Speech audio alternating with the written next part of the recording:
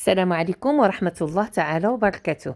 مرحبا بكم معايا في فيديو جديد على قناتي وقناتكم عالم دار التلمساني.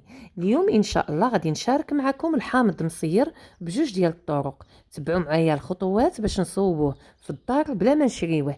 اول حاجه غادي نقبطوا الحامض وغادي نغسلوه مزيان. انا هنا عندي الليمون البلدي وكذلك هذا الليمون العادي، وغادي نحتاج كذلك الملح، وغادي نحتاج القنينات اللي غادي نديرهم فيه.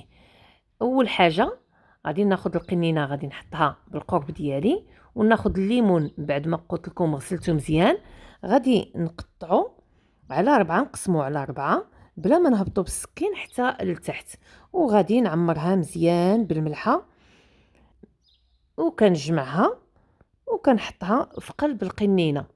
غادي نستمر بنفس الطريقه، غادي نقسم الحامضه على 4 ونملأها مزيان بالملحه ونديرها في القنينه. كنبقى هكا مستمره حتى كنتهي الكميه كامله بنفس الطريقه.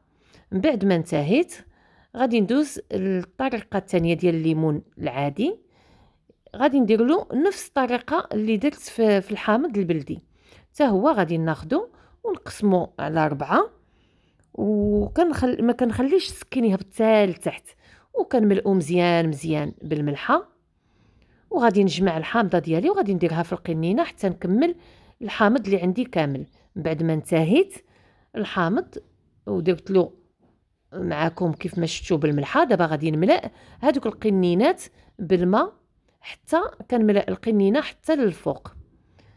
نفس الطريقه غادي ندير القنينه الثانيه.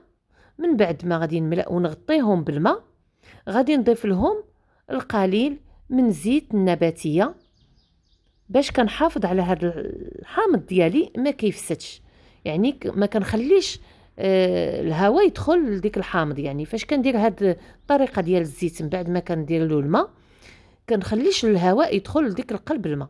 من بعد غادي نغطي القنينه ديالي مزيان بابي سيلفيريزي، يعني هذا بلاستيك غذائي، وغادي نغطي نفس الطريقه القنينه الثانيه، وغادي نحكم الاغلاق ديالها باش ما يدخليش لها الهواء.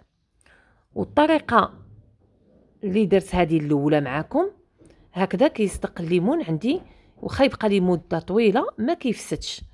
اذا هنا هذه هي الطريقه اللي درت معكم الاولى.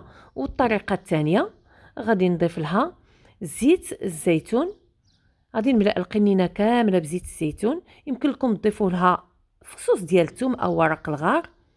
انا هاد الطريقه الثانيه كنت كتدير هاد الليمون هكا مصير لاله الله يرحمها، والليمون راه ما تيضيع لهاش، يعني من بعد ملي كتسالى الحامض كيتسالى هاد الليمون كتطيب به مثلا كتحتاجو في البقوله ولا في الرجله.